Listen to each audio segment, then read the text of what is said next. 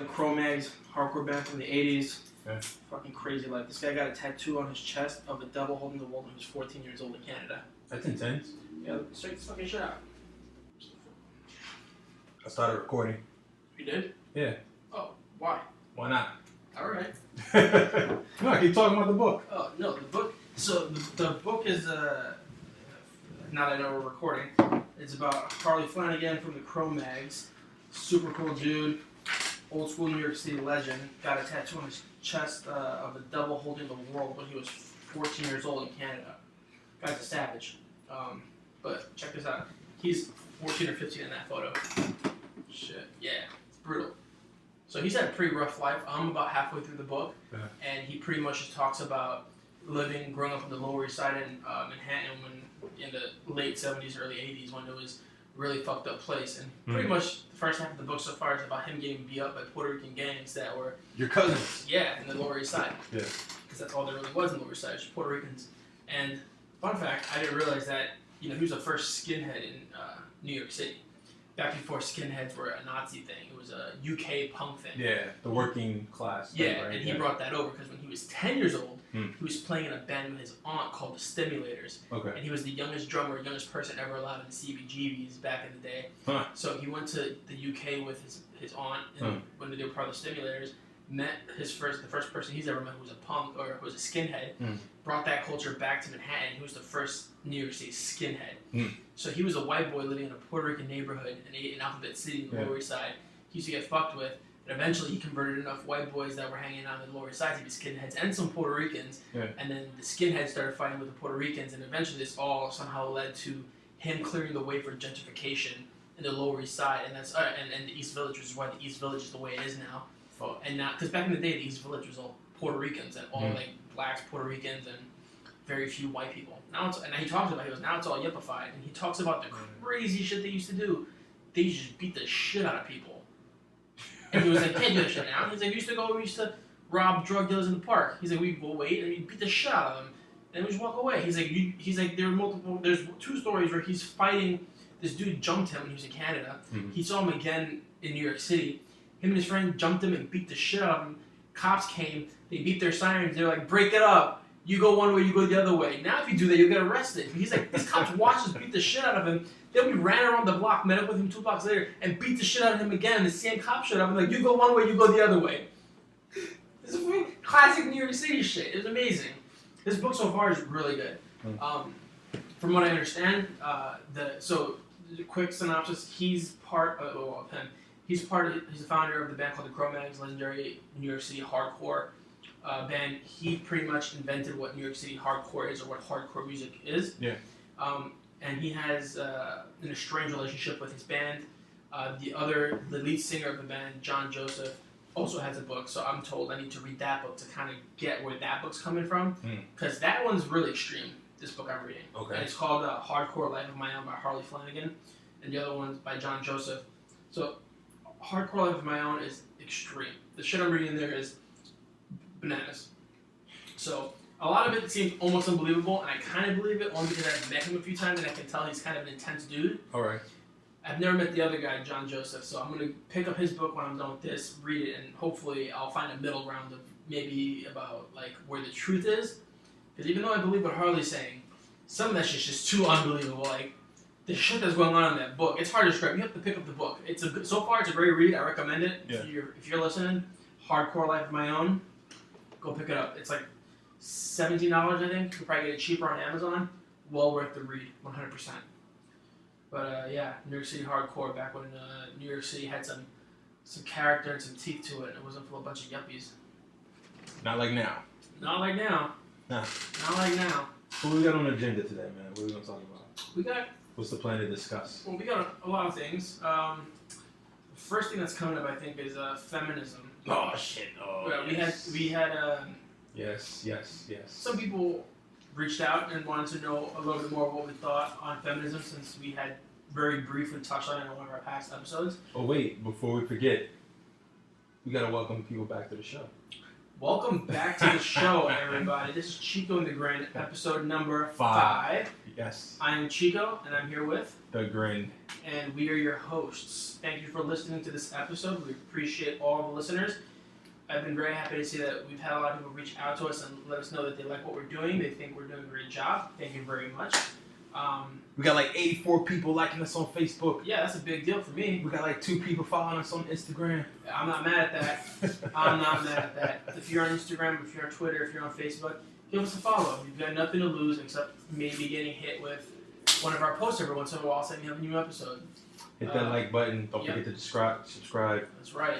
Like, subscribe, share with your friends. If you know people who like podcasts. Send booby pics. Send titty pics, for sure. Send titty pics, especially if you're an Instagram model. We all like that. So cheers, John. And let's get episode number 5 started. We're looking for sponsorship.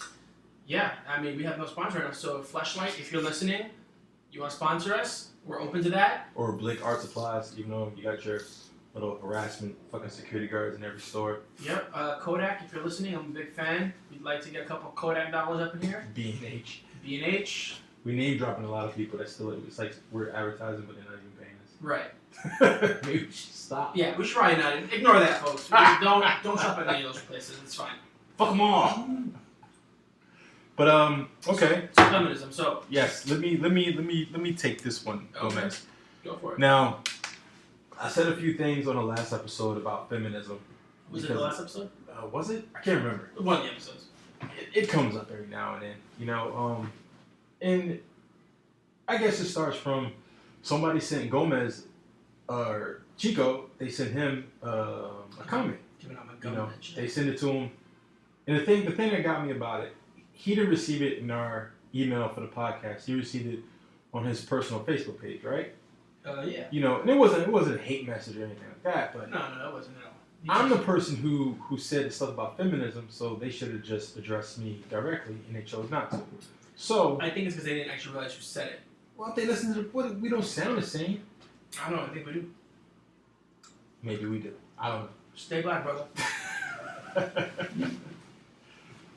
I was gonna say something like that. Right. All right. So look, I don't believe in feminism. You know, I believe that feminism, the word itself, has no meaning, which is why I don't believe in it. It doesn't have a meaning. If you're for women's rights, cool. I understand that. If you're for women's independence, if you're for women's justice, I get all those things. But when people start throwing around the word feminism, it has no meaning. I've met several people, many people, you know, and I asked them, I'm like, because people want to be SJW, social justice warriors, and they always want to tell you what they believe. They want to tell you if they're a vegan and all this stuff. So I'm like, what does feminism mean? You know, one person could be like, well, I believe in the independence of women. I believe women should have the same rights as men. I believe in all this stuff, blah, blah, blah. The woman has the right to do whatever she wants with her body, blah, blah, blah, all this stuff. I'm like, that's cool. I get it. Another person could be like, well, I believe in women should hold themselves with respect and be dignified and be this and that. And I'm like, okay, I get that. Another person could be like, well, I believe in feminism. I should be able to be a stripper. When I strip and I'm a sex worker and that's feminist. And I'm like, okay, but wait. Oh, what all three of you saying are contradicting what the other person just told me the meaning of feminism is. And this is why I have a problem with it, because I never received a unified message about it. You know, and like I said, I'm not against people who have women's rights. I'm like, everybody should have their own rights and justice. But when that word feminist or feminism, I'm like, it to me, it has no meaning because there's no solid definition. And then when people go around and say these things and use this word, I'm like, you're not really saying anything. You know, if all women of all races, age and all that was just like, listen, and I don't even mean women. It could be like, because I know, no, I'm not even going to get into that topic. But let's just keep it with women. So, if all women were like, listen, this is what feminism means. It means this, that, and the other. Boom, boom, boom. And there was a solid meaning for it. It was a solid structure for that. And when someone said, I'm a feminist, this is what I mean. And everybody who was a feminist and they acted, they shared those same beliefs. I'm like, okay, cool. I can get behind feminism. I agree with feminism. But when I'm meeting a bunch of different people and they all have a different meaning of what feminism is, I'm like, what it means to be a feminist, I'm like, how the hell am I supposed to back up something that doesn't even have a solid foundation? Yeah. It doesn't make sense. Yeah, I see where you're coming from. I don't know. It's weird for me. Like, I go in and out of bouts with my idea of whether or not I want to be one of those dudes that says he's a feminist. Because really, in my mind, and I get where a lot of people come from when they try to define it, and I get it. I'm totally down for, women's equal rights. I think they should, obviously, but there's this weird, there's a weird type of group of people who, I guess it's like with any kind of thing, they take it to like an extreme, or what it is, I believe that everyone's equal, right? Until you prove otherwise. Yeah. So, if you're a woman, I consider you my equal. Of course. In the social standing, right? There are obviously biological differences between men and women, despite what some people might think. Yeah. But socially, if we have the same job, we should be paid the same. If we have the same experience, I don't think you're any less of a human being because you're a woman. Stuff like that. Respect. All the things you would attribute to another human. Yes.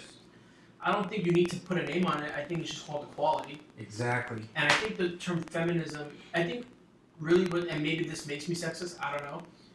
I really don't care. But the term feminism itself almost feels like, why, and a lot of feminists will say, well, feminism means equality for both men and women. It's good for men too. But then why is it called feminism? Why isn't it just called equality? Equality has no intrinsic definite, like, when you say feminism, you immediately think woman. You don't think men. You don't think equality for men, even though technically I suppose men don't really need equality because we've always had the upper hand in most things in society. But shouldn't it just be called equality? Like, feminism, like, I don't care if somebody wants to call themselves a feminist. It really does not matter. If people ask me, are you a feminist?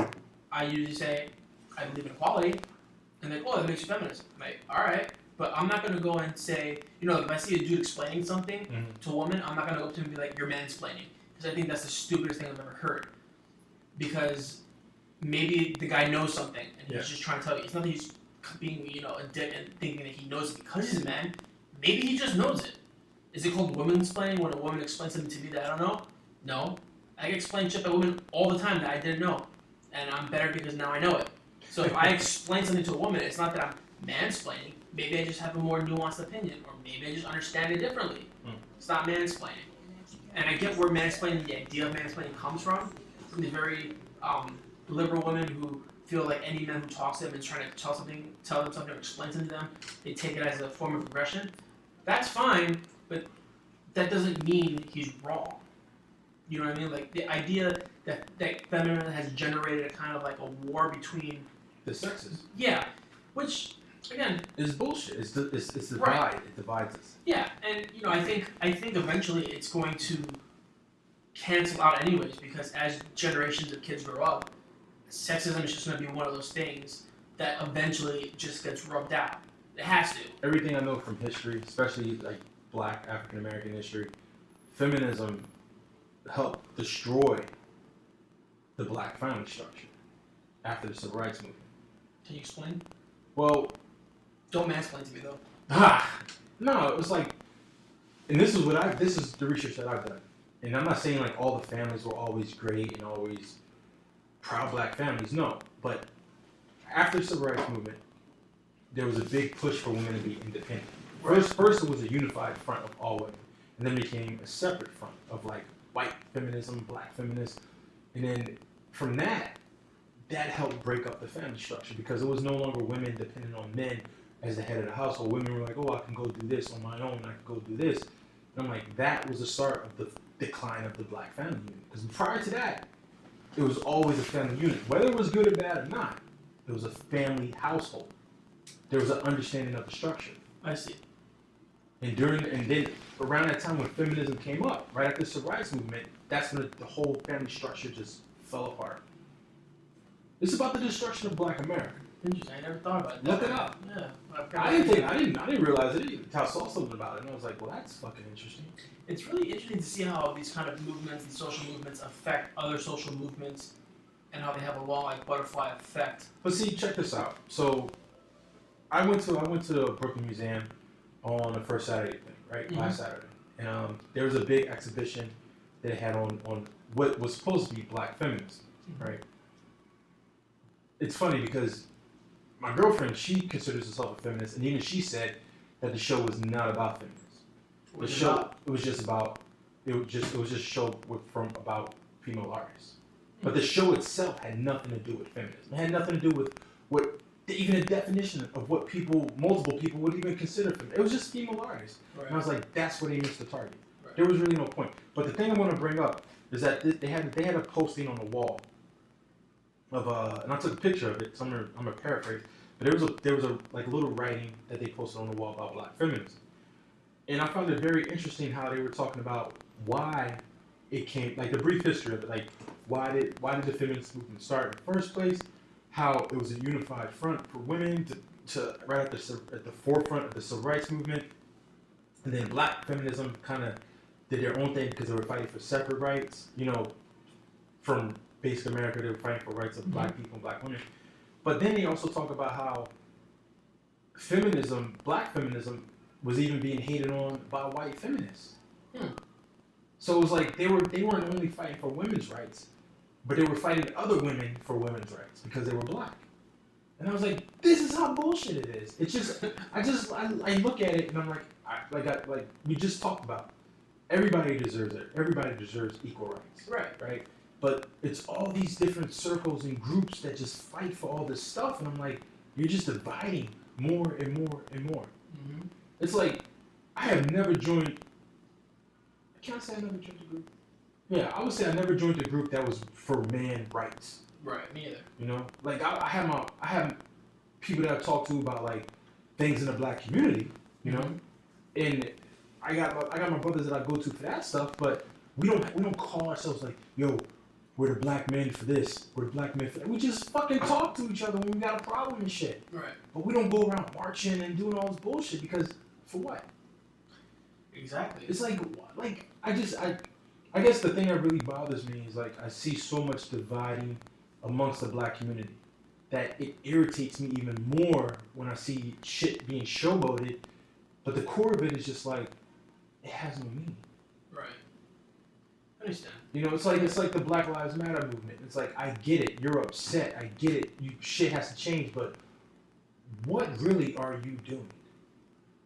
Besides making noise. Right. Same thing with Occupy Wall Street, which was the biggest fucking bullshit. It was like, everybody's pissed that they're paying all these loans. Why the fuck you took out a loan in the first place? Why are you gonna be mad at somebody because you took out a loan to go to school? And then you wanna protest about, I shouldn't have to pay back. Why the fuck you signed the contract? Pay it back. I think that's a little different though, because that stems from... Stems from what? That you signed the loan that you didn't want to pay back because you can't get a job? Right, I think get the fuck out. I think most because they feel like they got tricked into signing it. Nah, babe. I signed the loan my damn self. I signed several of them. I never fucking cry to somebody about it. I just work hard until I get what I gotta get. It's like, I'm seeing people complain, but I'm like, the thing is like this. Even when I complain, even when I got my issues and I'm like, oh, I gotta fucking fix my life, I might bitch and complain for a little bit, but then the thing is like, what action can I take to fix my life? Right. What actions are these women taking to actually do things rather than just complaining about shit? And that's what I got a problem with feminism. Right. Well, I think there's some women who are working for that.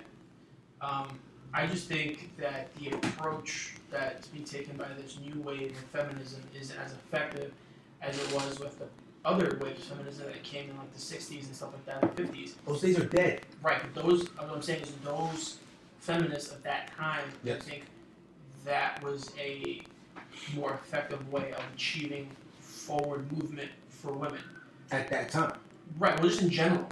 But like compared to now, it's almost like it seems like to be an effective feminist, you need to be like a radical feminist. Yeah, but are they really radical? By yelling in the street? They're trying to be. By disrupting the system? Are you really radical? I mean, that's what radicalism is, right? It's disrupting a system. Yeah, but to what extent? Are you just, like, because when I see people disrupt the system, I see a protest. Right. Right? I see a lot of shouting. I see a lot of, it's not disrupting the system like, yo, we're going to shut shit down until it changes. That's a disruption, right? When someone boycotts something and says, I'm not going to spend money here until you do this for women or some shit, or you take this product out of the store because that guy was a rapist or some shit. Disrupt the system. Not disrupt the system like, I'm going to go in front and just start yelling and holding up some signs. Oh, I see what you mean. It's like, okay. But that's what it is. It's like those. So you think they're not taking enough action? What I'm saying is like there too many people. Well, several things. One, it has no fucking meaning. In my eyes, it has no meaning. It has no unified front. It's just like a bunch of people yelling, so saying. You wanted to find universal meaning. For me, it would like just have a solid foundation, right? Second, it would be if you're gonna disrupt the system, be effective about it. Don't just scream and shout and hold cool signs or get attention. Like, okay, you got people's attention, but now what? Have a follow through. Right. And there's no follow through. You see, I think one of the problems is that not all women feel like feminism. I think a lot of women feel like how you feel. I know several women that it's funny they're constantly mocking the idea of feminism. They happen to be, I guess, right-wing people. I guess you would consider them conservative types. Mm-hmm. Funny enough, one of them's Mexican, but looks very white. And she very much claims, like, I support equal rights for women, but that doesn't mean I'm going to be one of these ladies out here. Like, she's against abortion. Mm-hmm. She's against all the things you would think a feminist would be for. Mm-hmm. So it's interesting to see people who have that idea that, they are for women's equality, but they're like, well, I don't believe in abortion. Mm. And what's interesting about that is, much like very liberal people use terms like racist to shut down other people's ideas, it's bullshit. Feminism, or these radical feminists, use terms to shut down other women who don't fall in line with the idea of what feminism is. And it's interesting because, the great thing about where we live in the United States is that you have freedom of speech, and the big part of that is being able to calm your talking. Right. I've written this out. Right. Or, yeah, I've thought about this. I think about this. I think about this have my constantly. Words collected, ready to go. It's because I see a lot of things on Facebook, and some things make sense to me. I just block people now. And some things don't. Well, I've never blocked anybody. Well, not block, but was it unfollow? Unfollow? Yeah. I don't unfollow anybody. I like to see what everybody posts. Fuck that. I don't necessarily respond to everybody, but Yeah. I like to see what they post so I can kind of let it simmer in my brain. And I very much believe that the only way to but you like to troll people too. I do. But usually I'm trolling you, and I usually don't do it to be mean. Okay. I do it just to try to get a rise, and then I'll leave it alone. Like if I see you're getting agitated, I'm not trying to ruin anything, right? But I see people post things all the time that are just nonsensical. Like that.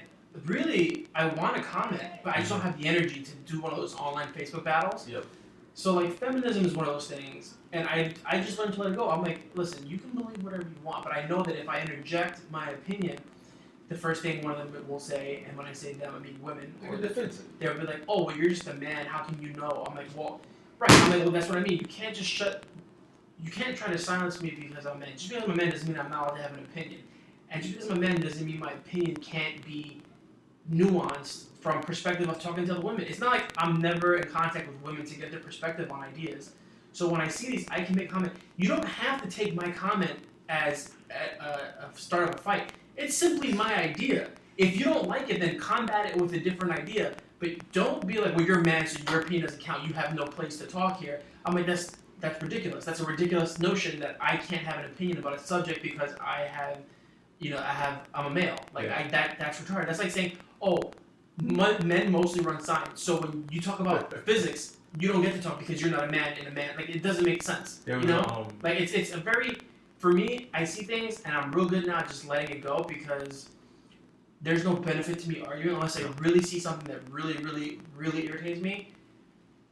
Then I'll jump in and make a comment. And even then when I make a comment, I try to make it super, like, vanilla, as non-confrontational as I possibly can. I just state facts or what my opinion is in a very factual type of way.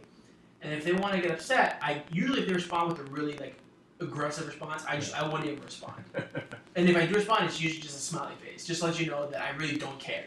There was a comedian a while ago, and he was talking about a similar thing, but his analogy was like how people say, "How would you know you don't have any kids?" Right. So he goes on. I forgot his name, but it was a funny joke. And I think I know this one. He's like, if I see somebody crashing a tree, he's like, I don't gotta be a pilot to know they fucked up. He's like, you see my fucking helicopter crash? You're right. You're fucked up. Something's not right. Yeah. Yeah, no, it's an intuitive thing. It's weird that people think it's okay to like. I don't know. It's the same thing with like the LGBTQ community, and I mean, yeah, of course I believe they should have equal rights. Like, why wouldn't they? Right? Like, it doesn't make sense. But if you say something that doesn't make sense, like with this whole gender pronoun thing and like all that stuff, like I'm like, listen, you can believe whatever you want in your head. And I've said this to one or two people, and they've gotten so mad. Mm-hmm. They're like, well, and I had this conversation with some coworkers actually, but they were pretty good sports about it. Both were pretty liberal, but they were like, we had this conversation about gender pronouns and how they're changing in Spanish, the male and female adjectives. Mm. So instead of Latino, which is masculine in Spanish, they changed it Latinx, right? So it's gender neutral. And we were talking about it, and they were like, and I told them, like, so, not that it matters to me because I don't care what you identify as, right? If you came to me tomorrow and said, I think I'm a woman, I'd be like, oh, okay, like, whatever. But it doesn't, like, I wouldn't hold it against you. It doesn't matter to me. Uh-huh. But with the idea of it is very interesting because you're like, okay, so prove to me that you're a woman in a man's body. Because that's essentially what people say, right? Like, yep. I was born a male, but inside I feel like I'm a woman. I'm like, oh, okay, prove it. And they're like, well, I can't because it's a feeling. I'm like... They'll stab themselves and start bleeding. I'm going to bleed for 7 days. Right. That's aggressive. But, like, no, seriously, like, if you in your mind say, you know, if you say to me, well, yeah, I acknowledge I physically, biologically, I'm a man, but I really more identify with a lot of the traditional female characteristics of what a person is, I'm fine with that. That's fine, because you're not acknowledging the biology. But when people say, you know, I'm a woman, and I'm like, I don't know about that, because biologically speaking, there really are only two genders. There's male and female. Now, there seems to be this thing going on where people like to deny, like they like to pick and choose what facts are. They like to pick and choose what exists. So it's the same thing people do with the Bible. Right. Well, look at this. So people will make fun of Trump, right? Lefties will make fun of Trump saying that he doesn't believe in science because he doesn't believe in climate change. Mm-hmm. Climate change is happening. We have an effect on the climate and it's changing. That is science. Mm. I believe that is scientifically correct. Would you agree? Yep. Okay. Do you believe that in biology there are men, there are females, and there are males? Yes. Okay. The people who make fun of Trump that don't believe in science don't believe that there are male and female. Yeah. Now that's not to say that there isn't a spectrum of identity within those two. But physically, biologically, you have male and you have female. Now, until science proves me wrong, which I'm open to if one day a biologist, like, we found out you can be born a man but be a woman in your brain. We've proved it. Isn't there a word for what's going on right now? Yeah, gender dystopia? No, not that. It's a word for all the nonsense that is going on. Oh, yeah. It's a delusion. It's something. Yeah, it's called bullshit. No.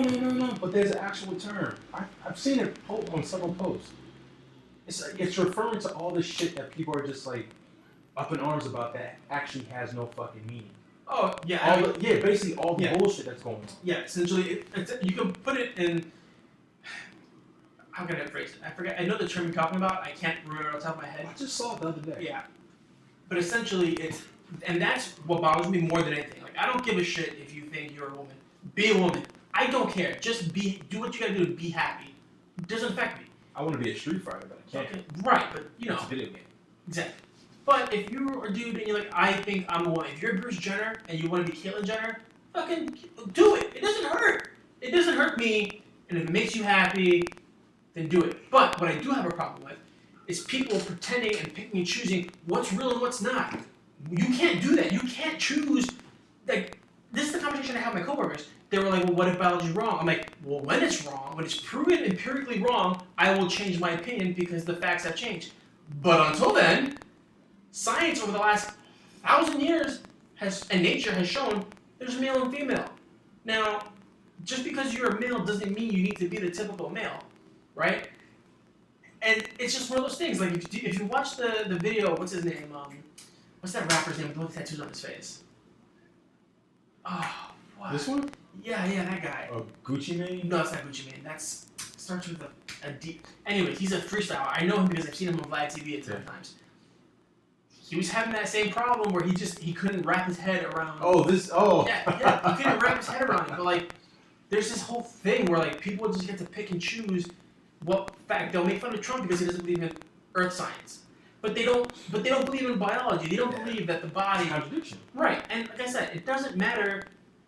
Like, if you want to say that you're queer or were born in a man's body, but in your brain you feel like you're a woman, that's fine. And this is what I told my coworker, and she didn't get mad per se, but she was like, "That's kind of fucked up," and maybe it is. You can tell me. When you talk to somebody who has gender dysphoria, which is what I guess the psychology term is for it, where somebody thinks that they're a different sex than they were born, I'm like, okay, so you, a man, you think you're a woman, right? Yeah. Okay. Well, how can that be any more valid than the dude that's over there on the subway screaming thinking he's Jesus? Because he can't prove he's Jesus, and you can't prove you're a woman, so... It's bullshit. Right. So how do, like... Not that it's bullshit, but clearly there's something that's not adding up, right? Because I don't want to be insensitive if you really felt this way, because I'm not trying to... But you just said it. You just nailed it, right? It's like if the crazy guy swears him down that he's a Martian or he's K-Pax or he's Jesus, he's like David Koresh, right? Mm-hmm. What was it? They were in Texas. Was it Waco? Yeah, Waco. Koresh. Yeah. David Koresh. He swore he was Jesus. Wore glasses. But he swore he was Jesus, right? He had his whole life. He was in a cult. It's crazy shit. I mean, you read into a story. But he had a mental state that was unstable. But he had the power to manipulate people. Right. Right? Like I was saying, he was raised in a cult. The Bible's beaten into him, right? Scripture's beaten into him and all that. But is he wrong for doing what he did? Because depends how you look at it. But no, it's the same shit. It's like people they gave Bruce Jenner Woman of the Year. Yes, they did. So what's the difference between him and David Koresh? You see what I'm saying? It's like, well, yeah, the public does. It's bullshit. Yeah. Well, yeah, we can put it like that. It's bullshit. That's my whole thing. It's like, if you're going to acknowledge that you're a Where woman does it born in a stop? man's body, then you also have to acknowledge that there's a possibility that that dude might be Jesus. And Right? it's like okay, slippery slope. Where does it stop? Where does this end? Because what it looks like, it's not going to end. It's only going to get worse. It ends with a meteor hits. And I say worse because it's like there's no longer definitions. There's no longer borders on situations. It could be like, okay, well, I believe in Santa Claus. Right. Why? Because I believe I'm a big fat white guy, and I like to give kids toys. But you're black. Exactly. Well, there's also the. But am I wrong? No, I mean there's also the transracial thing with Rachel Dolezal, right? There you go. She changed her fucking name. She has a Nigerian name now, legally. Some shit, but she legally changed her name. She has a Nigerian name now. You see, that actually bothers me less on like a pure like scientific level, because really there's no big difference between a woman who's black and a woman who's white. It just happens to be The melanin. right, but they're still the same species. They're still the same. A person's a person, right? Just like even if you talk about a person who says they're ungendered versus a person who considers himself like gendered, same creature, different mental state. I think it just opens up the door. And again, this is not any disrespect to the people who really do feel like they're a female in a male's body. Right. There's or no vice disrespect. versa. It's more, and we should make that clear. We're not trying to shit on you. No. What we're saying is that the idea that gender within science isn't real is a problem, because you can't pick and choose when you want to believe in scientific fact. If you believe that climate change exists and is a real scientific problem, then you also have to acknowledge that biology and genders are real, and that you can't just, I don't know. It's a very nuanced topic, but I don't know. That's what I think about it. So yeah, that's our rant on feminism. Do you have any more that you want to add to that? That's kind of went from feminism to gender identification. I know that was a lot we just rattled off there. That was a lot, I wonder if we'll get any messages about this. Probably, but welcome. Send them a message. Send us a message. Yeah, Chico@grin@gmail.com. Yeah, let us know. We're happy to converse with you. If you want to send us questions, that's fine. If you want to send us rants and call us fucking dickhead, that's fine too. We'll read your letter on the podcast. Let us know. Yep. Hit us again. up on Twitter. Right. Chico@grin. Instagram. Instagram. We love Instagram, so that's probably the best place. Yeah. I mean, again, we're not trying to offend anybody, but we're just we're just talking about what our perspectives are. If our perspectives offend you, then so be it. Life is an offensive thing altogether, so you're gonna get offended either by us or by something else in life. So Deal with it, motherfucker. right. At least with us, you can send us an email and tell us exactly how you feel. So, our next topic: art movies, or do you you gotta want? work on your segues and shit. Well, yeah, I'm trying to. I'm flying off the cuff here.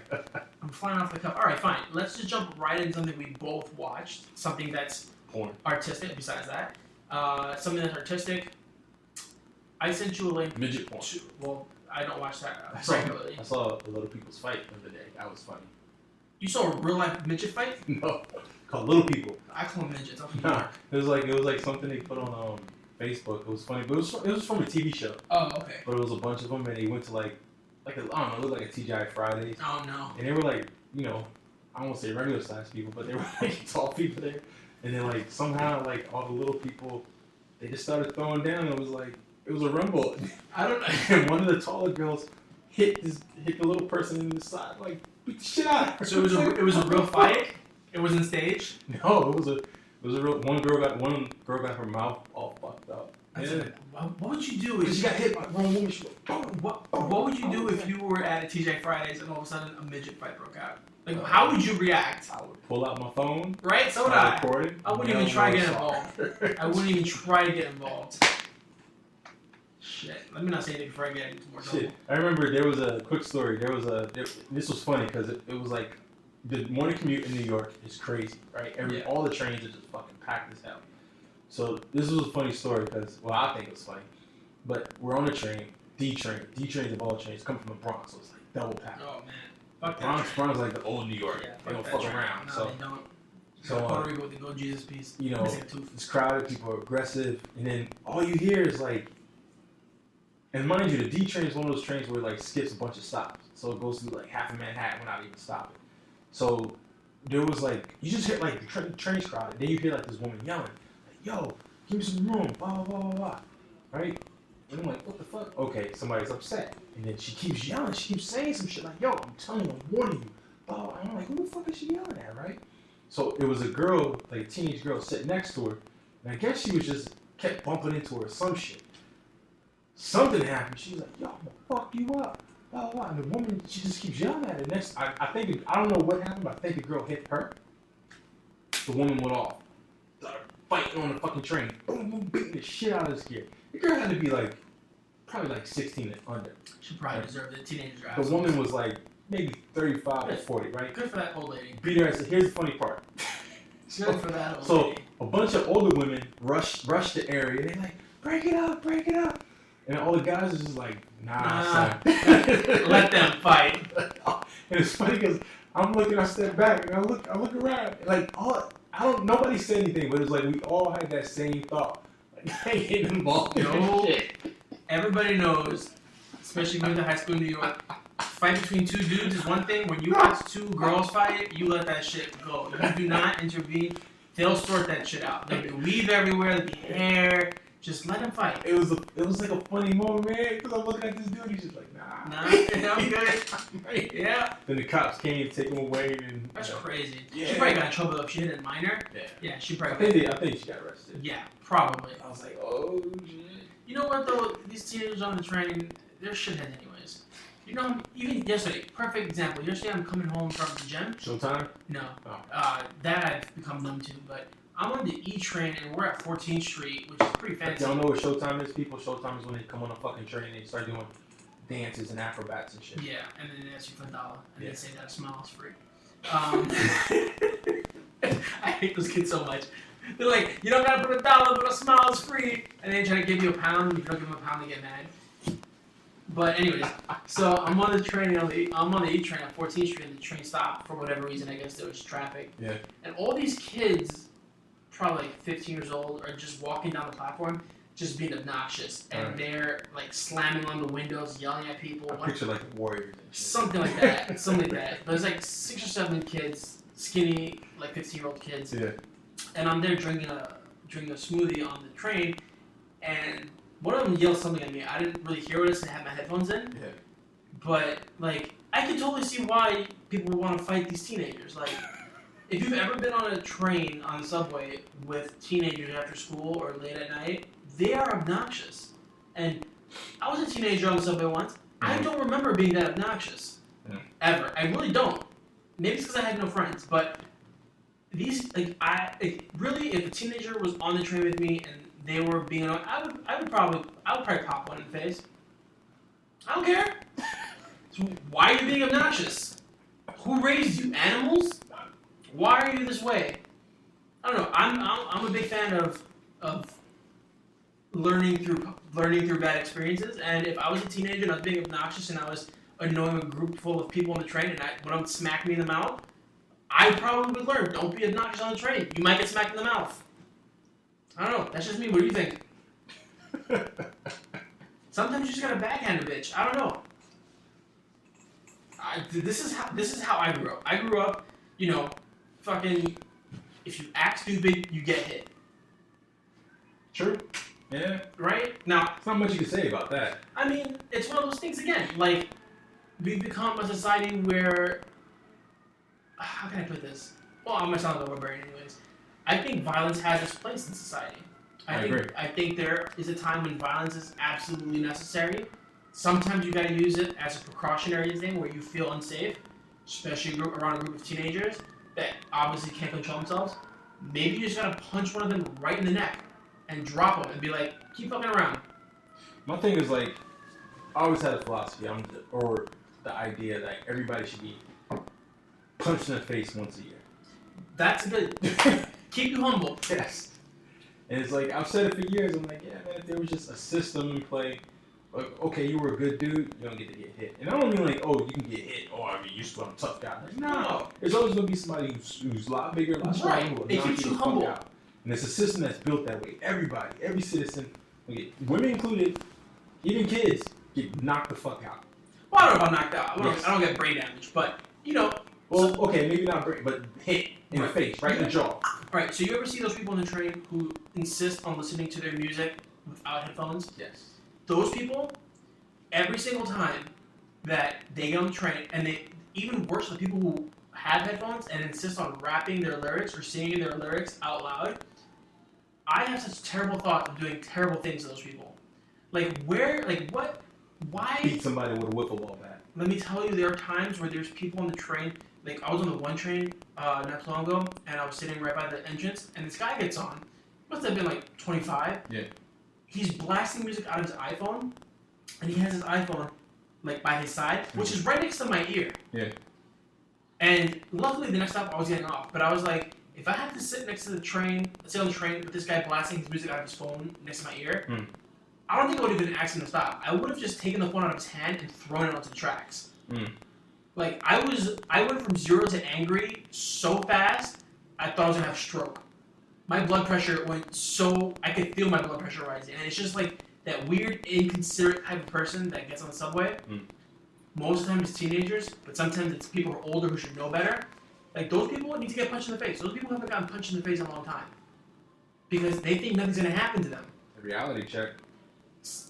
And the only reason why I don't give in to my craziness is because I don't want to go to jail. Yeah. Maybe if this was New York City in the 70s, I'd get away with it. Maybe I'd do it. Maybe I'd do a whole lot of things if this was New York City in the 70s. I got like an alter ego of a guy who rides around on a bicycle, just smacks people with a wiffle ball bat. I I just pictured. We gotta do that photo shoot. I need to photograph you riding down the street with a wiffle ball bat on a bike, and just not even hit you, just like with a crazy face, like a Hun or something, with holding the bat up. And the wiffle ball bat needs to be bent. Like it needs to look like it's hit somebody. It needs to be bent in the middle. There was a cartoon, Paranoia Agent, an anime where the dude was on roller skates and he had a big bat and fuck people up.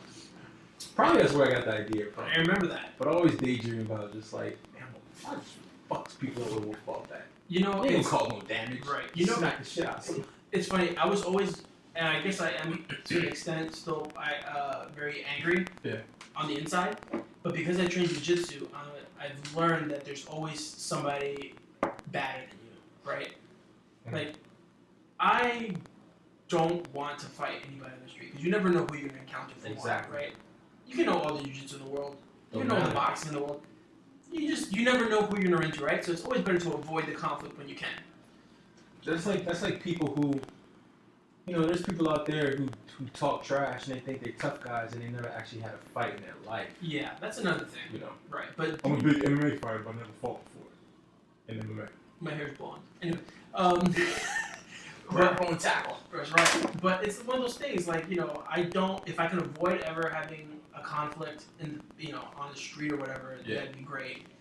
But through jiu-jitsu, I've learned that I don't, you know, there's always somebody better, so there's no need to really try to prove yourself. Yep. Because even if you get away that day, you never know if you keep up with that shitty behavior. And I think that's a big problem with a lot of people, especially young kids and young people in general, that they don't realize that, you know, you may think you're cool, you may be that guy that graduated college and you play football and you're big and bad, but, you know, you might get kicked upside the head by some kid who's been doing Muay Thai for like 10 years, right? You never know. Yep. Or like those classic videos of those guys that messed with that older dude and he came out boxing, he was a boxer when he was younger and he just knocked these dudes the fuck out. That's why I never fuck with old Asian people. You never? That's straight up. I'm like, nah, just in case. Just in case, you know, did not touch my lip and I died. I know it's racist to say, but fuck it, man. It's like, I always keep my dip. I'm like, nah, I ain't fucking homeboy. Right. Well, there's that old saying too. What was it? It was don't underestimate an old man in a profession where men die young. You ever heard that? I saw that something about wars. Yeah. Like there's like always fear the old guy. Well, always fear the old guy in a profession where men die young. Yeah, that's like that. it. Yeah. And I try to like think about it, like if you're looking. I mean, it's sort of like a narrow way to look at things, but like, man, you really don't know. Like when you're being aggressive or you're in a situation where violence presents itself, you really don't know who you're dealing with, right? Like even if you're dealing with an old man, if you're being a dick and you're trying to start something with an old man, you don't know what that dude's done in his life. You don't know, you know, what he's experienced. He may be the epitome of violence. Maybe that dude's jumped in Vietnam. Maybe he's gonna cut your ear off and put it on a necklace. When I was a teenager, like, I think like maybe 15 or 16, you know, being super punk. But we went to a movie theater, whatever, and we were hanging out, doing with kids, doing shit. And there was this older guy, man. He was drunk and he was starting shit with us, right? We weren't gang banging or nothing like that, but he just kept fucking with us. And then next thing you know, he rushes me. And I don't know. Yeah, and I'm like, what the fuck? So of course I punch back. Then when the cops come, I'm like, this grown ass man fuck with me, and they took me in. I was like, he's older than me. That's crazy. This motherfucker's older than me. He fucking with me, and I defend. And they were like, nah. I was like, why you arresting me? What the fuck did I do? It's crazy how things work with that, man. Yeah, it's crazy. It always confused me because I was like, I can't win. I can't fucking win. That's fucking life. Oh shit. That's crazy. So I sent you a video that we both watched from Jim Carrey.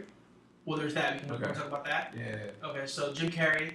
There's a video out that he put out called "I Needed Color," and it's a 6-minute documentary on what Jim Carrey's been up to for like the last 2 years, and apparently he's either been or become a great painter.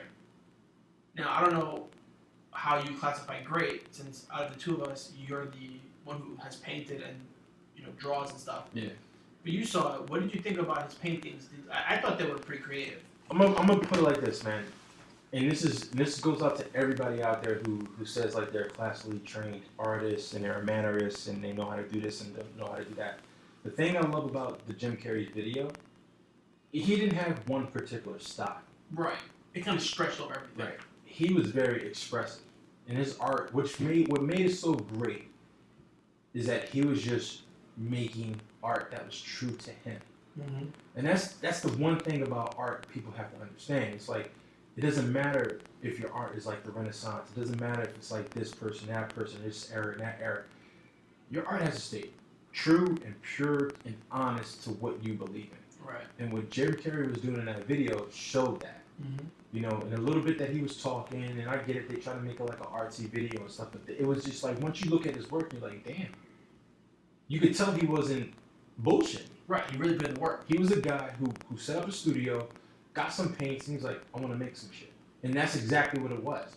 I don't know if he took art classes, it didn't go into all that. Right. But just looking at his work, I was like, this shit is just true to him. Yeah, well, he said in the documentary that he used to draw a lot as a kid, so I don't think... Who doesn't? Right. You know? But you find that a lot with a lot of people like actors and artsy types who make it big in one medium, that their creativity usually transfers over. Fucking Viggo Mortensen. Yeah. Mortensen. Yeah. He's a painter. Professional painter. Yeah. Tony Bennett. Yep. Professional painter. I mean, even if you look at the more modern stuff, like Tyler the Creator, the rapper, he's just all around. Yeah, like but artsy. he's very creative, Yeah. and like a lot of people don't realize how creative he actually is. There's a thing I saw him. I'm not sure how old The it was. Comic-Con thing? No. It was he wrote a small like short story screenplay, and then he wanted to learn how to do it in stop motion.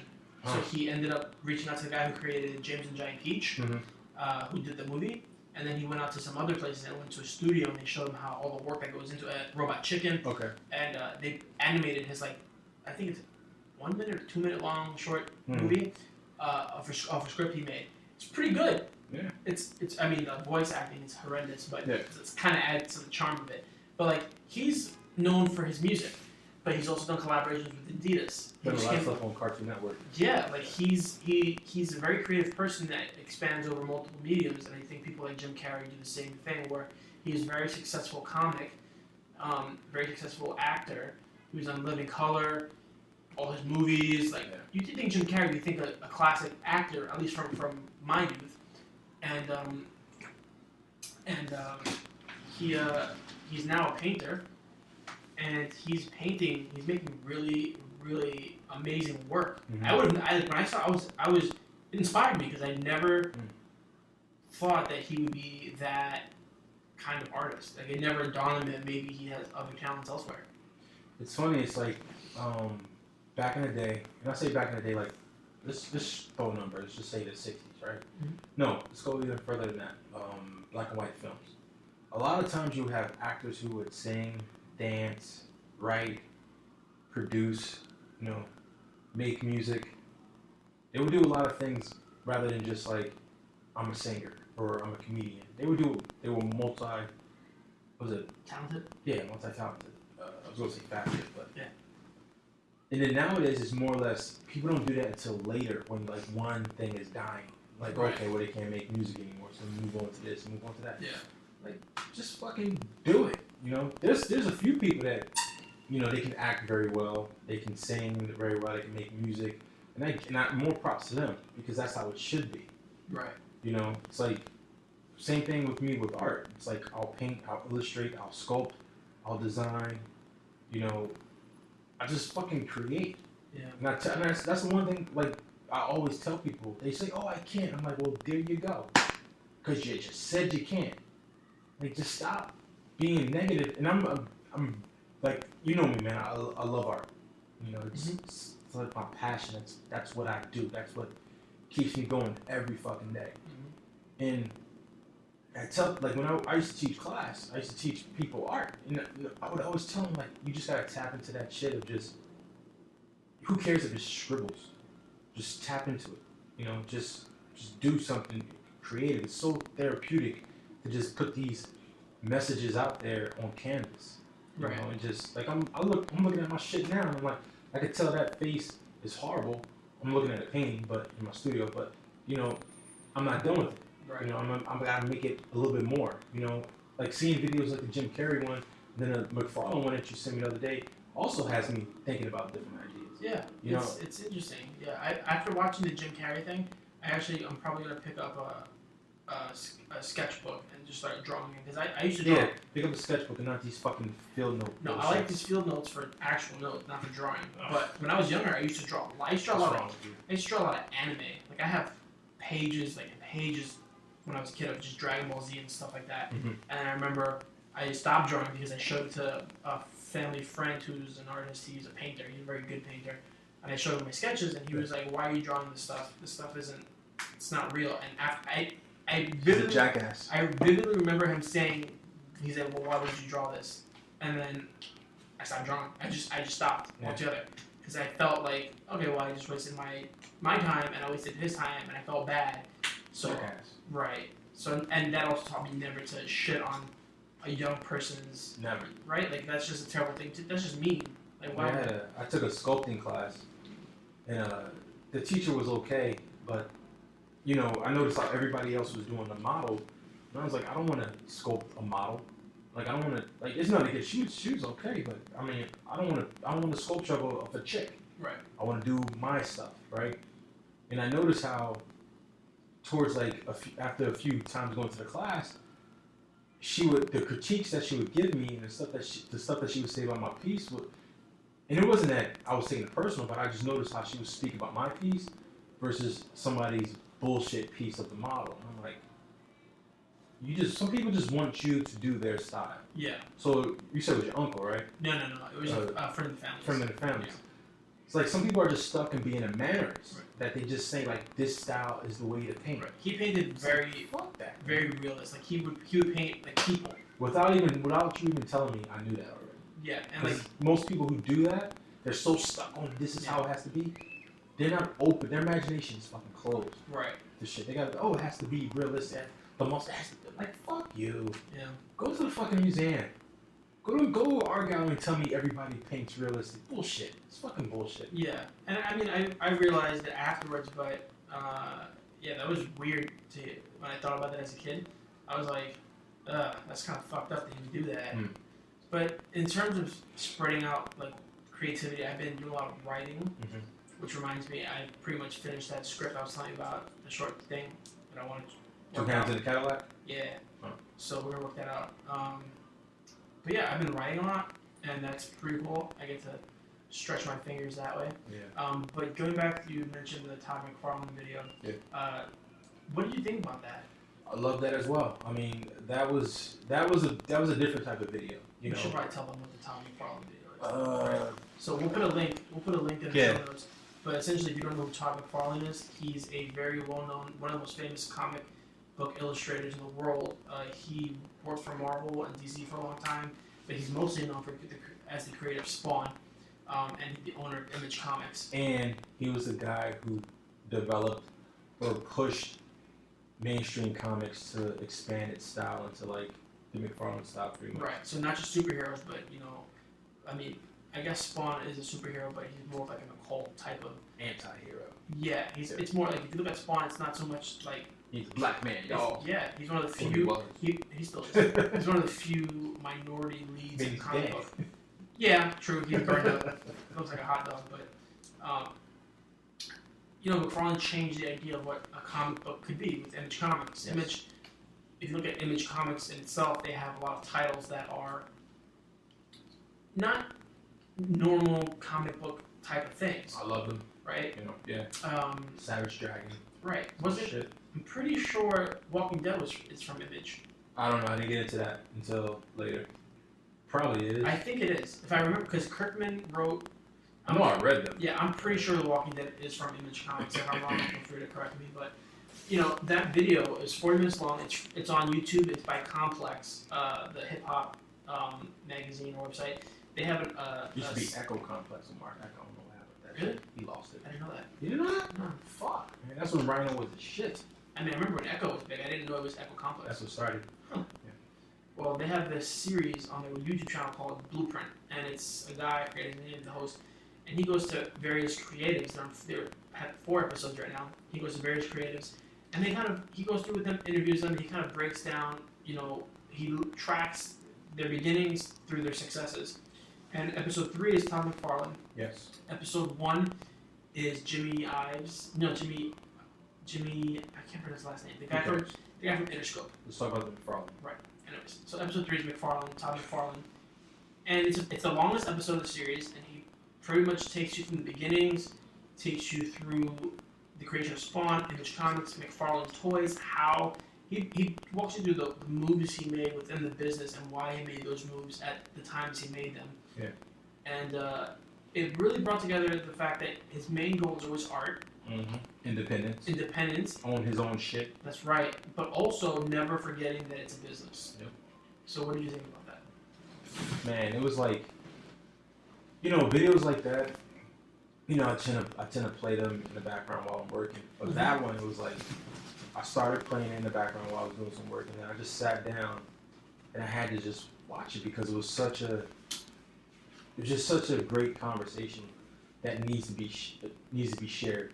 And I say this because one of the lessons about art that people always skip, and this is art schools, artists, art magazines, they always leave this out. It's like, you gotta be on top of your business. You have to be a business. You have to function like a business.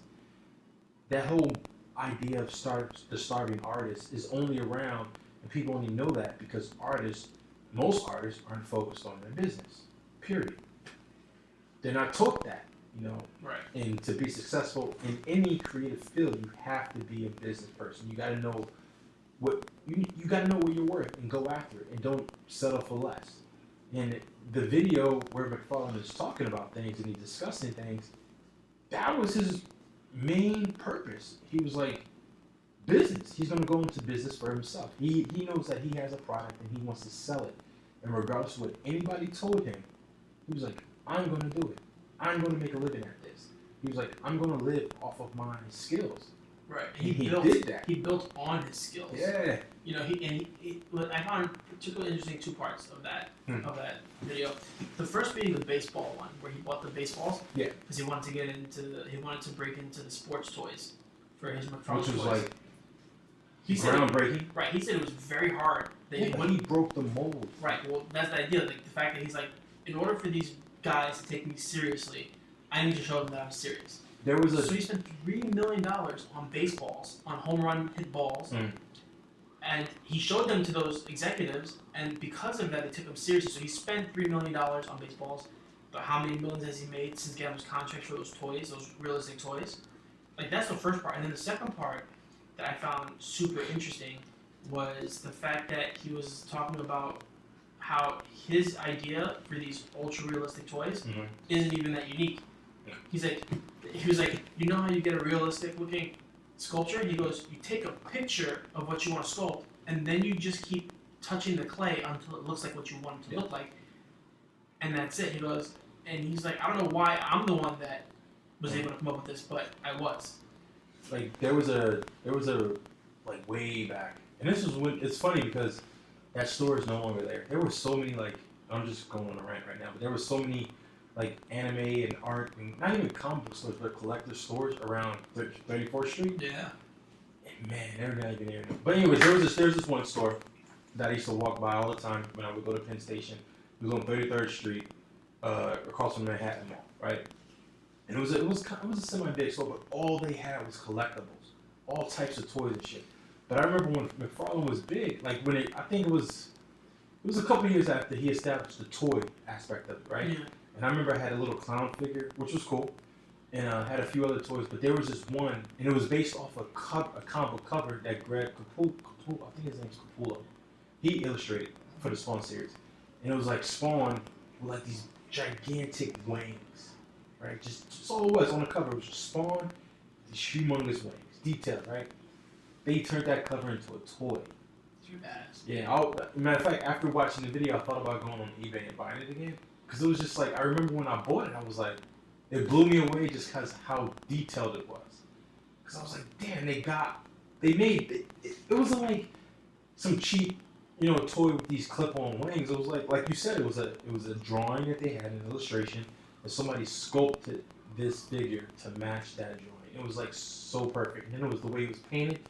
I was like, that's what put the shit back on the shelf. But yeah, man, I was like, it was craft. Yeah. He broke the mold of just saying like, no, this isn't an action figure. This is a collectible. This isn't a fucking toy. It's a statue. Yeah. Yeah, no, and it's good. I mean, you look at his toys, and they don't feel like toys. No. Like, even if you look at, because he has the contract for the Walking Dead toys, and the ones he's done are crazy detailed. Like, I remember he did a video on his Facebook page where he like unpacks the toys and shows you the work, and he was showing one with Negan with the baseball bat for those who watch, and just like it's so detailed. Like the bat's held in magnets. And you could change his body position of the toy with magnets because all the appendages are magnetized. It was so detailed. It looked just like the actor. Yeah. It was amazing. Like he's one of those people. Like, and even I didn't really know how big of an impact he's had until watching that blueprint. Like, he's pretty groundbreaking. Like, and it's very inspiring to see somebody do that because a lot of times I read that video, he made it very clear that the whole point of this is to get my art out there. Yeah. Every business decision he made was for his art.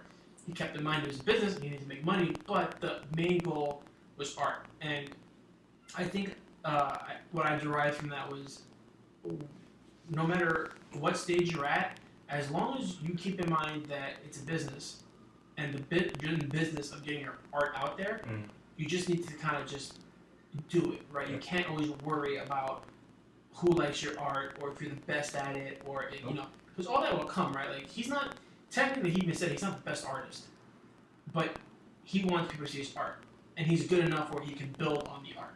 Yep. So I think that's... I loved it. Right. Like, I see that in myself a lot, like, with the photography. Like, I don't think, I'm not the best photographer.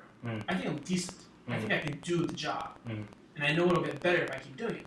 So I need to, for me, when I was watching this, I was in my mind like, well, I just need to just keep at it, and I need to keep, like, making business moves for myself just so that I can keep doing it, right? Because if I'm making money doing this, if I'm getting jobs, then that's allowing me to photograph, which is going to in turn make me better, which is in turn going to get me more jobs. So it's like that circle. The problem you fight with is the motivation to keep doing it. So, like, I think, like, for anybody who's creative, it had a lot of insight, and reminders that for sure it can relate to any field, and the key is just like your business. Don't forget about it. Don't put it aside.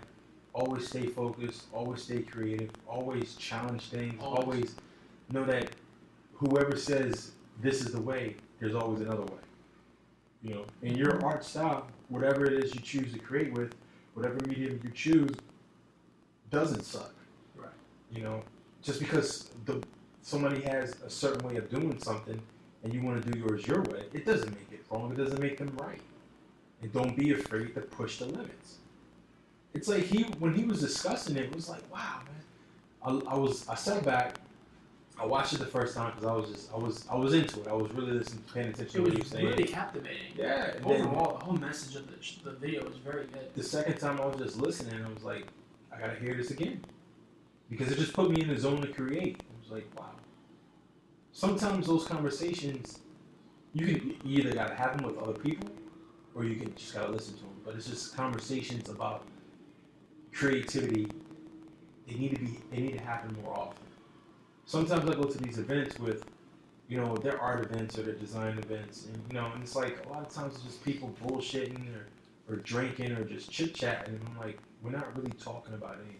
Right. I have more conversation with you about art than we talk all day about art. Yeah, but my other artist friends who are like same as us, we don't have those conversations. You know what we should do? I'm like, fuck. And I wanted to pitch this to you off the air, but might have said it now, right? We should get together, you, myself. Set up a massage parlor. Alright, a couple of Dragon Ladies for Uptown. Maybe. We'll talk about that off air for sure. Chico and the Grin hotspot. We should get some of our artist friends together once every month and get together and do some kind of I don't know if I would want to call it collective, but like a thing where we can get together. You know, you don't have to be like a traditional artist. You can be a writer, anything creative, really. If you're a creative person, even if it's not your profession, if it's something you do as a hobby, come out. We'll go get some beers and we'll talk about art, and we'll, you know, that's how you start a network. That's how you make friends. And I think it's always good to have other creative people to bounce ideas around. So like, I don't know if you've noticed, but a lot of times I'll send you ideas and I'll bounce it off you, since you're a creative person, and then I'll bounce it off somebody who I don't consider a creative person, and I'll look at your both perspectives and see what you say. Like I'll bounce it off. Yeah, I ask my girlfriend that all the time. Right, my brother plays. She's not creative. Well, I mean, I think everybody's creative. I think it's the type of creative you are. You know, like some people are crafty, but they're not artists. She's more like I always ask her opinion on stuff because, like you said, you get two perspectives, right? Like I know you're the visually creative person. She's not a visual creative person, but she's more analytical. Right. That's so right. Yeah. When she tells me something, I'm like, I would have never thought of that. Perspective. Yeah, you know. Right. So it's like I get that. Sometimes you do need that, but to go back to Your father? No, the having people together. I've always wanted to open my apartment to that. Not to everybody, but just like a few people and be like, "Yo, come over and vibe." There was an artist I know, Crystal Clary. Right, I have one of her pieces on the wall. And I have one of her pieces over here too. Which one? She did this portrait and then a big piece in the hallway. That's hers. But when I lived in Brooklyn, she would always have people come over to her place and we would just vibe. It'd be like music. You could bring like whatever you wanted to eat or drink or shit. It was just the thing was just the makeup.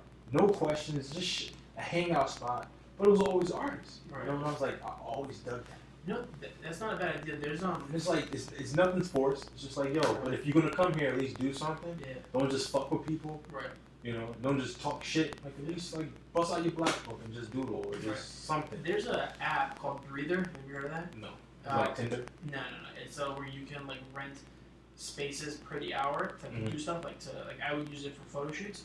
So I'd rent out instead of renting out a traditional photo studio because those are crazy expensive. Yeah. I could rent out I don't know, like a shared space for like 2 hours, spend $100 on the space, bring my own equipment, and just shoot in this space. So you could rent out what looks like almost like a living room almost. There's a couch, there's a table, and then I can just have a model come out, photograph lifestyle images, and bring my own gear. Yeah. But you can always rent out a space like that, so you don't have to bring weirdos into your apartment, and we can just chill in some space. Well, it won't be weirdos; it could be motherfuckers I know. Right, but you never know. Nah, fuck that. Okay, I mean, you're gonna have your house. I'm not gonna stop you, but if I don't know you, you ain't coming. right, fair enough. But I mean, I think that'd be good to find a place to get together with other artists and just have talks and just chill and pass creative energy around. You know, it's like I have so many creative friends. I hate that term, but I'm thankful for all of them. I am because. Each one they're a pro in their own venue, or with I guess a pro in their own medium. But I just wish they would all get together rather than it's like a one-on-one thing. Yeah. Because I have some friends who are just like, we'll get together and be like, I'm like, do you understand the power that we have right now? I think we can make that happen. We should definitely put that as something to maybe we can get people together and do a podcast or something, right? Do like a round table. Chico and Grin first meet up. Round table. Artists meet up. I don't know. I think any capacity of getting people together who are creative, even somebody like Goya, who is, he's creative. He's not an artist by profession. I mean, I guess you could. He's creative. I guess you could call him that because he does architecture and stuff. But he's very creative. He draws pretty well. He loves photography. 3D printing. He's a very creative person. So I like talking to him about stuff like that.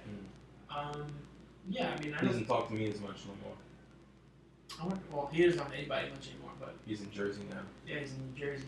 He left the Bronx. He left the boogie down. Now he's in the burbs. After he don't know nobody, thinks he's better than everybody. But whatever. I still love him. So there's one last thing I wanted to talk about. Yes.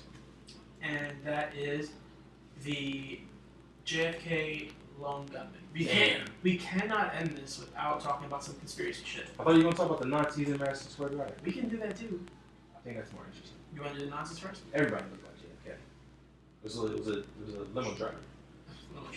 Or the car driver. William Cooper said that in his book.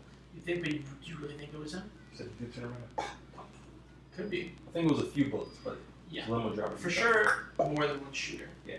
Okay, so we'll leave the JFK thing for another time. But if you're interested, there was an article released recently about how there were internal memos released recently because of the JFK Assassination Act or something.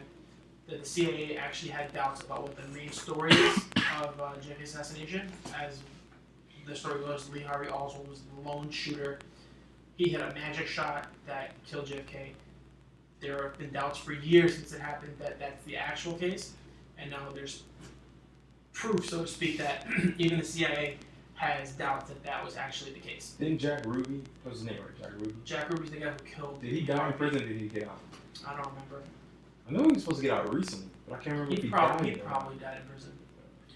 But, so, coming across certain things on the internet, I was reading about, actually it was the book, the Hardcore Life of My Own, in the first couple of pages. Harley Flanagan was talking about, he was talking about New York City, and he kind of alluded to like history that's been forgotten, mm-hmm. and he was talking about how bad New York City was back then, mm-hmm. and he compared it to how New York was and how the United States was during World War II, mm-hmm. and apparently that there was a really big Nazi presence in the United States and in New York in particular. Yes.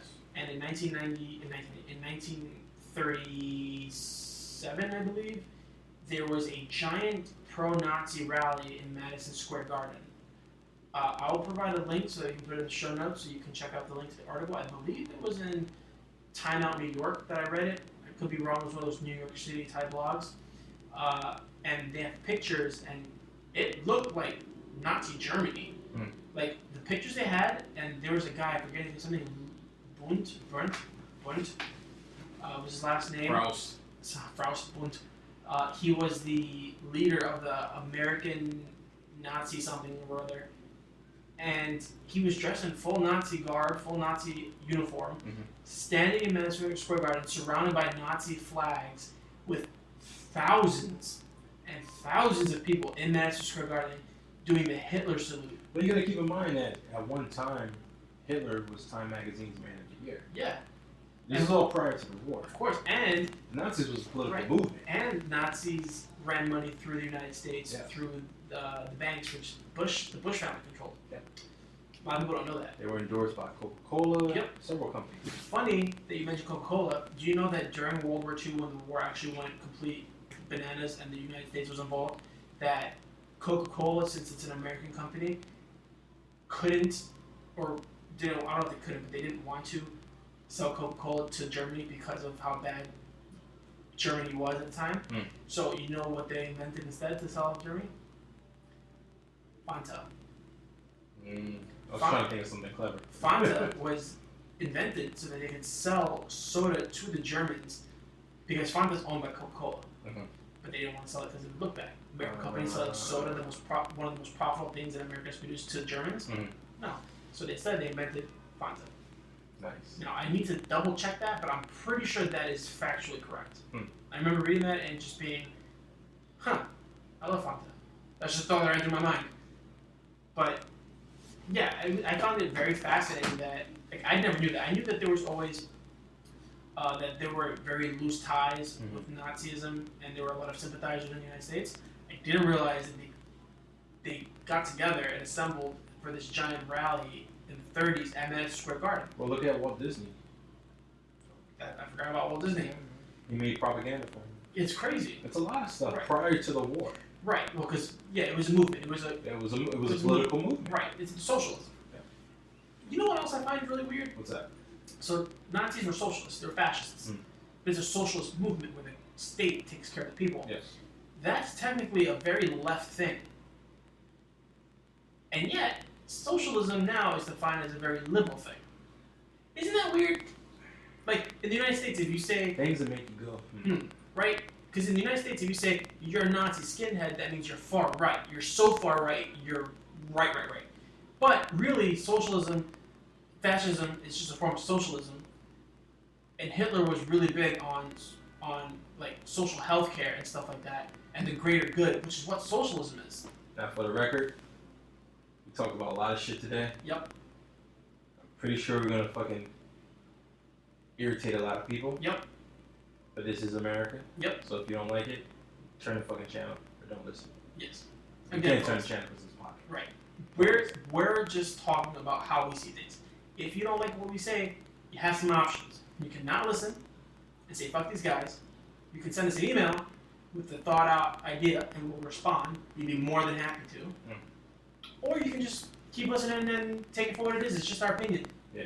You know? And if you don't believe us on anything we say, feel free to Google what we say. And if we're wrong, let us know. We'll be happy to change our opinions. Probably won't.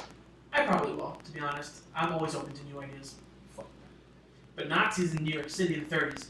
Yeah. I mean, and there was even, because I'm really into Nazis, but I'm really into World War II history. Because I find it very fascinating, because that's where the world pretty much took a big turn. After World War II, after World War I, and then after World War II, some shit went down, and the world changed. Yep. America became the biggest power in the world. But it's very interesting. Is it because of Operation Paperclip? Probably. We stole all those motherfuckers. We took all the scientists. If you don't know what Operation Paperclip is, Google it, or just ask Eddie Bravo. He will tell you.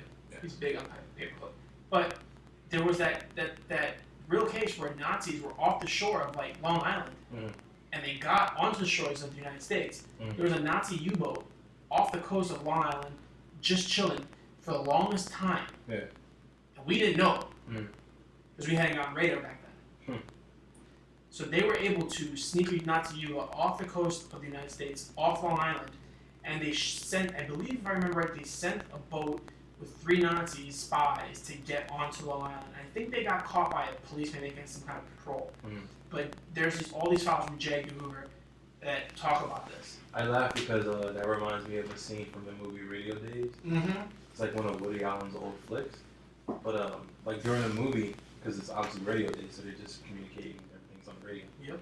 And there's one thing they always tell people to be on, like vigilant, be lookout for like Nazis and all this stuff, blah blah blah. Nazis. But there was a scene in the movie where the kid is like, and I think they were based in New York, where he like sees the periscope from the sub, and it's like a Nazi boat, and he's just like. But it's funny because it was like, yeah, he was the only one who saw it. He knew nobody was going to believe him. Right. I think the Nazis, I think the whole World War II thing goes a lot further than most people think. Yeah, of course. Most people think Hitler died in Germany. It's not the case. For sure, go watch Hunting Hitler on the History Channel. You'll be blown away. Pretty sure that Hitler got out of Germany, made it to South America, where he lived out there sometimes. Lots of Germans. Lots of Germans. Lots of Germans. It's not unheard of. But Hitler for sure probably got out as well with Bormann and Grin and stuff like that. But yeah, I mean, it's very interesting, and I'm pretty much a sucker for anything Nazi. Like if I see a story about Nazis, like in Argentina when they found all those Nazi artifacts, like was it? That was recently, yeah. Very recently. Like all that stuff's still around. Nazism is still very big. The idea of Nazism. There was one time when I was in Senate. I'm not talking about these fuckers that are all, like on YouTube. Those aren't real Nazis. Those are pretend Nazis.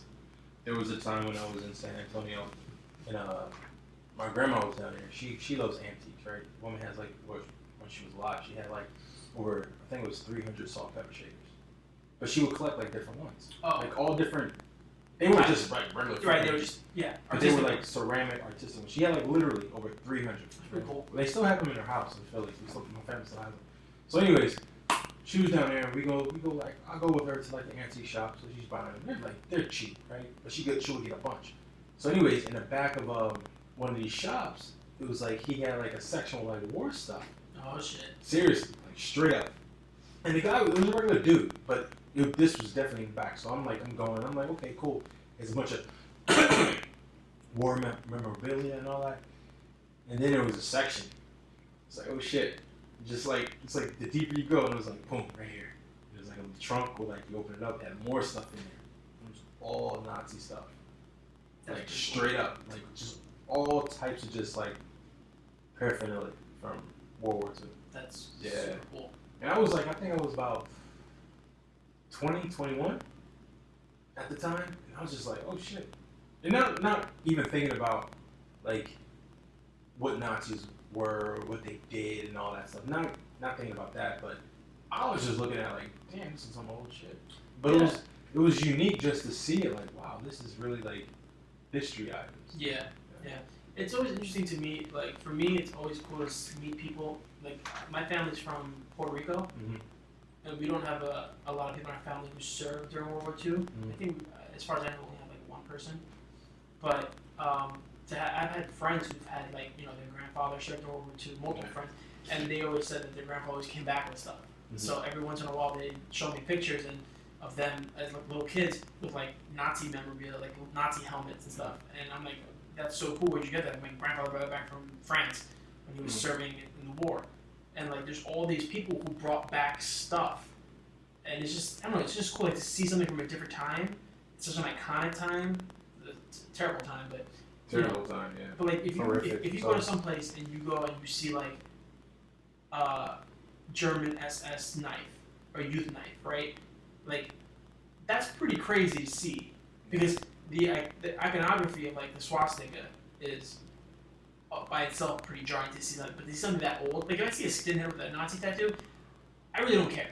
But if I see somebody, and they open the trunk in their basement and they pull out like a real World War II Nazi helmet that their grandfather brought back from the war, that's badass. I don't care if whatever. That's cool. That's history. That's a major piece of world history that you don't see very often. And I mean, even in places like Germany, it's illegal to own Nazi memorabilia. You're not allowed to unless you're in a museum because of how bad it is. But in America, you can. America, you can have a Nazi flag flying on your front porch if you wanted to. You can't have a Confederate flag anymore in most places, which I think is weird, because if you're going to allow Nazi flags, you might as well just allow Confederate flags. Right? I mean, what do you think, since, you're black? Since I'm black. Without making it awkward. Man, I lived in the South, so I understand like the whole Southern pride thing. But for me, I don't care for either one. But do you care if somebody else has a flag, Confederate flag? Will it bother me? Like if you were living in Texas and somebody had a Confederate flag on their lawn, would it stop? In Texas, they do have Confederate flags on their lawn. Right. Were they part of the Confederacy? I don't think so. No, Texas is always Texas. Right. They have their own flag. Texas is Texas. They do their own shit. Texas is Texas. Right. Which is weird that there would be a lot of people in Texas who have a Confederate flag. Because you understand, yes, it has a history about it, but that flag represents the South. For sure. No, I'm not. But that's just it. And it's like, it's a symbol of the South. Yes, some people use it. A lot of people use it for hate. Yeah. A lot of people use it for a bad memory of what happened, to remind us about what happened before, and a symbol of like blacks should be still with slaves and all that. But man, there's tons of blacks down there. There's tons of Mexicans down there who will use that flag. It's weird. There's even rappers who would fucking wear t-shirts with that flag because it's a Southern thing. It's been on mixtapes. It's like people from the South. It's a representation of the South. Right. And I only can say that because I live down there and I continue to go down there and I see it. Right. I always remember driving down to Florida as a kid, and I always knew I was in the South when I saw the Confederate flag. Yeah. Like, you never see the Confederate flag in New York. No. You never see it in New Jersey. And you'll see that shit in Delaware. Sometimes, yeah. But the minute like you hit like North Carolina, even though technically Baltimore. Yeah. Once you start seeing the Confederate flag, you're like, all right, I'm not in fucking New York anymore. Like for me, it's like, like for me, it's like, okay, it lets me know how people are. Right. But one thing I like about the South, and I always will respect it. I always will love the South for this, man. It's like, how people are straight up. Like if someone hates you, if someone doesn't like you, you'll just know. They don't try to hide it. They don't hide that shit. Here in New York, people hide it. They're like, oh, they'll act like they don't hate you, and behind your back, they'll be like, oh, you fucking nigger, and this, that, he ain't shit. That's how people are here. But in the South, the Southern states, it's just like, people show respect, they're courteous, they don't gotta fucking like you. And they'll let you know, but they'll still be respectful, and they'll still have that Southern hospitality shit. It's like... That's weird though, right?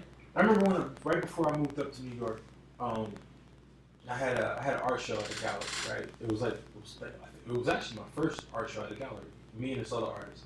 So anyways, the day I was picking up my pieces after the show, the curator, she's driving me around. We were in San Antonio, and I told her, I was like, yeah, my plan is, I'm being in San Antonio for a couple of years and I'm gonna move to New York. And she was like, yeah, she went to New York and she's like, she didn't really like it. And she's the one who told me about that. She was like, yeah, people in New York are.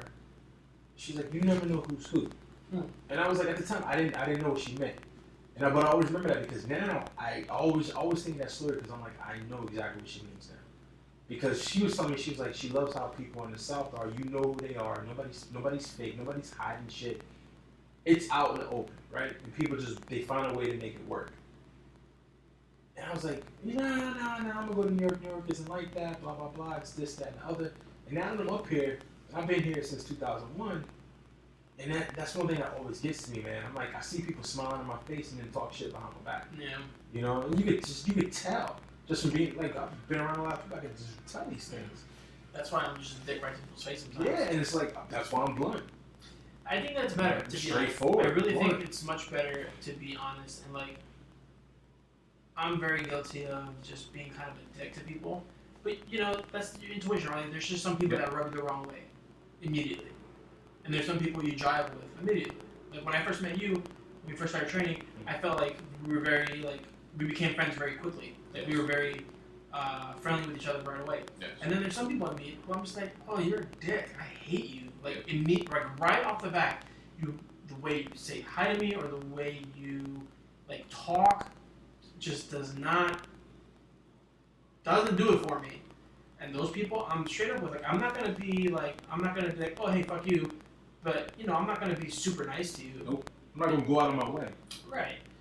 And it's funny when people, I've had a few encounters where people are like, oh, it seems like you don't really like me. And I'll be like, I don't. And they're just like, so taken aback by that. I'm like, I don't think it's anything personal. It's just, I don't really jive with you. Or if you're like in a group chat and you say what's up to everybody and someone says like, hey, Smalls didn't say shit to me. I'm like, I don't fuck with you. Yeah. It's like, oh. Yeah, I mean. Why would I talk to you? I don't fuck with you. Yeah, there's just some people you don't jive with. Yeah. You know, and that's not to say that you can never get along with those people. Things change, but, you know, first impressions are big. And I really think that first impressions are instinctual. Mm-hmm. Like some people, you're just drawn to, like you can kind of like you match them on like a wavelength. And some people you don't. Nope. Some people you can just like you get a sense of like, oh, this person's kind of fake. Mm-hmm. This person's a suck up. This person's cool. This person seems interesting. So whole life. Fuck it. I don't want to demonstrate. There's just some people you try with and some people you don't. And I'm a fan of being very straightforward. Always being polite enough so that there's not an immediate confrontation. Right? If somebody says hi to me, I'm not going to just not say hi back unless I really don't like you. And that's rare.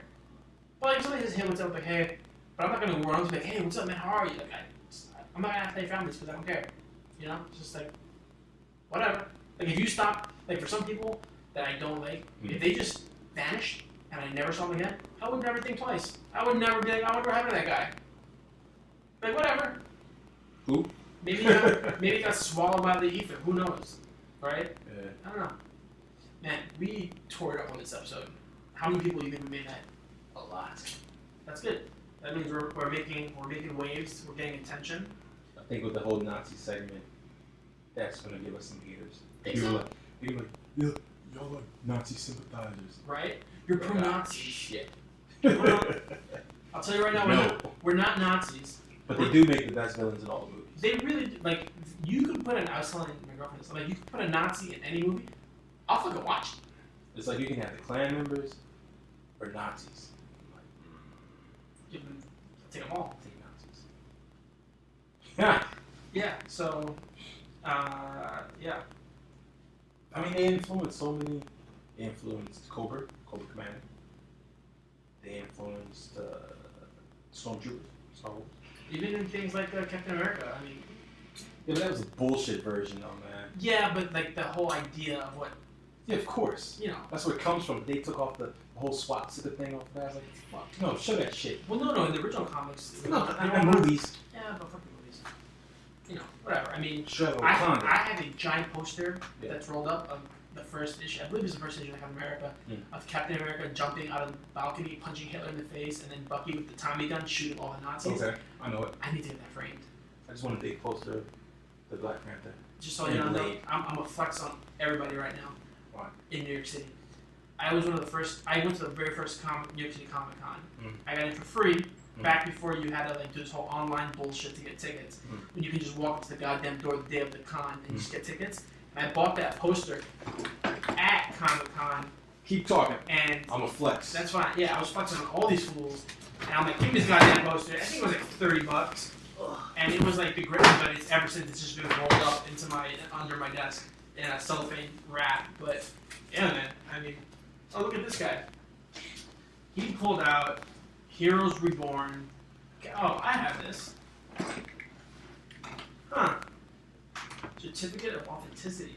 Look at you. You flexing pretty hard right now. Wow. I'm impressed. How long have you had this? I don't know. I had those comics for like years. You should send this off to be graded. Yeah, get it pressed. The hard one? Yeah. Get it rated and pressed. Do you know Cam John, that he used to train with? Yeah, big dude. Yeah, he's really big. Right. Yeah, he's really good at comics. He has maybe I'm black out.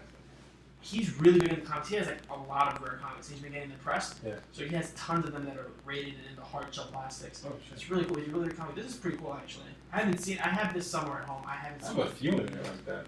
Yeah, I have so many boxes of comics. I've thought about throwing them out. I threw out all the bad ones. Yeah, I think I'm gonna go through, pick out my favorite ones, and then throw the rest out. But any that were tattered, I just tossed them. I have like multiple copies of the Captain America where he died. Steve Rogers got shot. Yeah. Death of Captain America, because I knew that was gonna be a big one. Shit, I remember reading that. I was like 25. I was like, one tear came down my eye watching Steve Rogers die. You always come with these stories, man.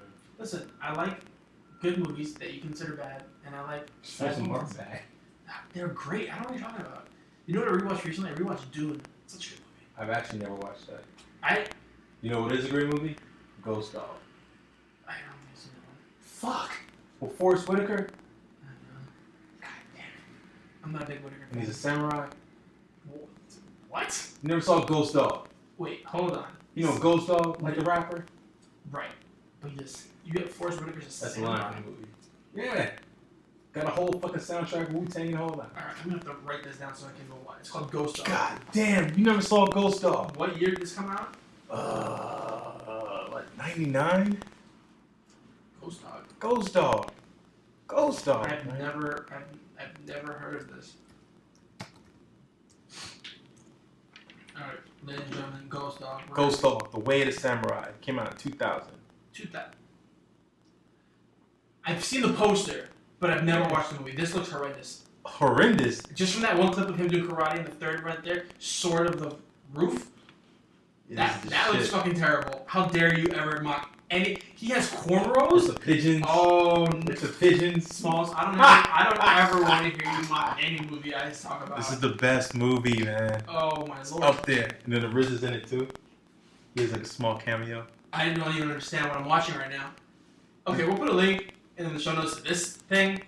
He's putting on a necklace right now that probably holds some kind of mystical power. And it's a crazy story. He's always doing these narrations.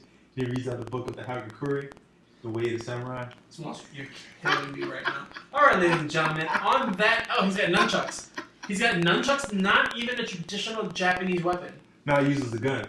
He snipes people, man. He's an assassin. Okay, ladies and gentlemen. He works with the mob, and they pay him to kill people. They pay a guy with a lazy eye to be a marksman.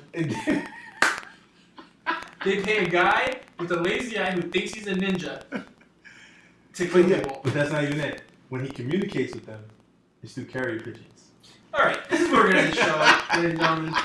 Smalls has clearly revealed that he has the oddest taste in movies. We are on all major social media. We are on iTunes now. Check us out on iTunes. Subscribe, leave us a rating. Let us know if we're doing good. Let us know if we're doing bad. Send us an email, chicoandthegrin@gmail.com. Yes. Instagram, Twitter, Facebook, all the things. Chico and the Grin. Maybe we'll start a Snapchat. I doubt it. Probably not. Probably not, because we have Instagram stories and Instagram's better anyways. Yep. Let us know. Really, we want to know what you think. Yep. If you listen to it, if these podcasts are too long, if they're not long enough, Let us know. We really want to know. I'm Chico. I'm the Grin. Thank you for listening. Have a great day. Peace. Peace.